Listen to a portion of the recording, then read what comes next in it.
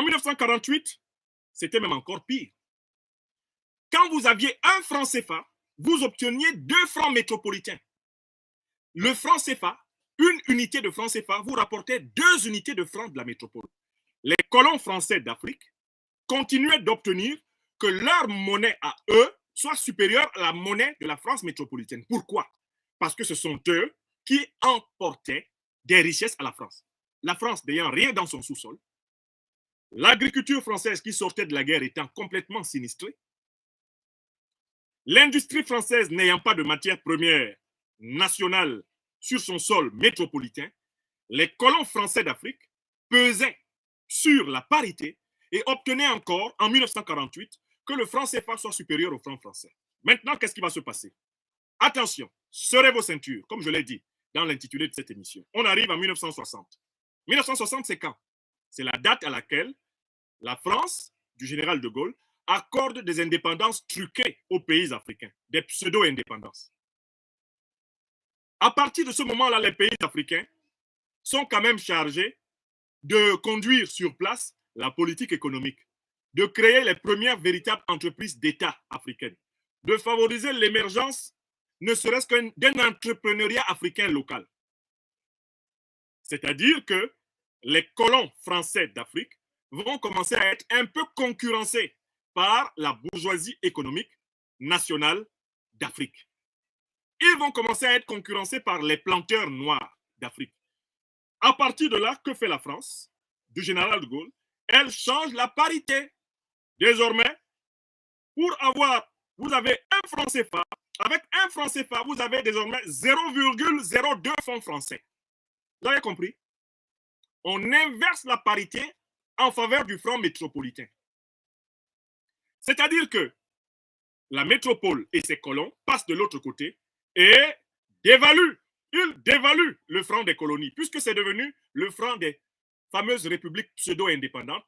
On leur impose une dévaluation. Désormais, un franc français est égal à 0,02 francs. Non, un franc CFA est égal à 0,02 francs français. Vous avez vu? On continue l'histoire de cette parité. Ça va durer comme ça jusqu'en 1994. En 1994, ils vont imposer la France métropolitaine, la France de De Gaulle, et ses héritiers qui ont été entre-temps Pompidou, Giscard d'Estaing, Mitterrand. En 1994, c'est Mitterrand, qui est en cohabitation avec la droite. Et le Premier ministre s'appelle, à cette époque-là, eh bien, Édouard Balladur. Eh bien, il dévalue de 50% la monnaie, le franc des colonies françaises d'Afrique, qu'on appelle depuis lors franc de la communauté financière africaine.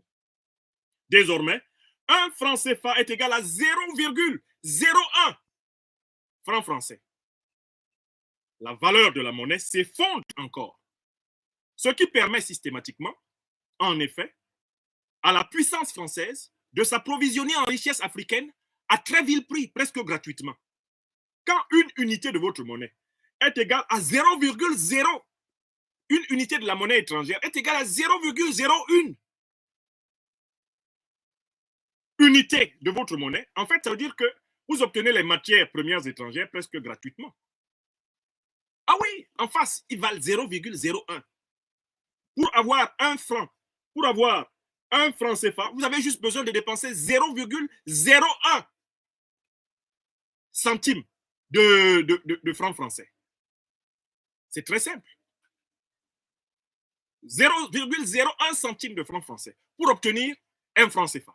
Donc, en fait, vous obtenez le droit d'acheter les richesses des pays d'Afrique francophone sous CFA presque gratuitement. On continue. Le système qui est mis en place par la France comporte une clause qu'on appelle la parité fixe, avec dépôt de 50% des réserves de change des 14 pays du franc CFA dans un compte d'opération de la Banque de France. D'abord, la parité fixe, c'est-à-dire que la monnaie des pays ex-colonies françaises d'Afrique, elle ne fluctue jamais. elle a toujours le même taux, quelle que soit l'évolution de l'économie mondiale. Cette monnaie a toujours le même taux. D'un côté, elle leur permet d'être sûrs d'avoir toujours la même quantité.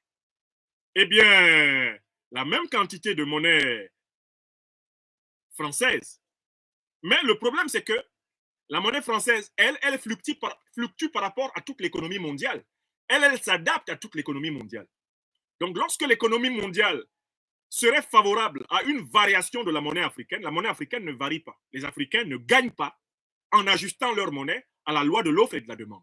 C'est la France qui garantit la parité aux Africains, qui, elle fait fluctuer sa monnaie en fonction des intérêts de l'économie mondiale. Donc, en fait, elle a tout bénéf. Sa monnaie à elle, le franc CFA est flexible, piloté en fonction de l'évolution de l'économie mondiale pour favoriser des recettes et réduire autant que possible les dépenses, alors que le franc CFA, lui, il est fixe. C'est-à-dire que quand l'économie mondiale est de nature à favoriser l'augmentation des recettes, eh bien, les Africains n'en profitent pas. Quand l'économie mondiale est de nature à provoquer une baisse des recettes, là encore, les Africains n'agissent pas, ils restent dans la même condition. Pourquoi? Parce que les contre-coups sont équilibrés par ce qu'on appelle le compte d'opération, les réserves de change. Tout ce que les Africains vendent au reste du monde leur permet d'avoir des devises en monnaies étrangères. 50% de ces devises restent dans un compte de la Banque de France. Ce compte-là est rémunéré par la Banque de France. C'est-à-dire que la France paye aux pays africains qui laissent 50% de leurs réserves de change. Elle leur paye un petit taux d'intérêt, mais elle-même utilise ces réserves de change, non seulement pour financer son économie, mais également pour spéculer sur le marché financier international. Mettons, si elle paye 3% aux pays africains, elle-même, elle fait fructifier ça à 10, à 20, à 30%. Et la différence entre les 3% et les 10, 20 ou 30% va dans les caisses du Trésor français. Autrement dit, lorsque les pays africains ont des problèmes de budget, la France se contente de prendre l'argent de ceux qui ont un budget excédentaire et donc qui ont des réserves de change positives dans son compte d'opération pour le prêter à ceux qui ont un budget déficitaire. Et c'est ce qu'on appelle l'aide française au développement.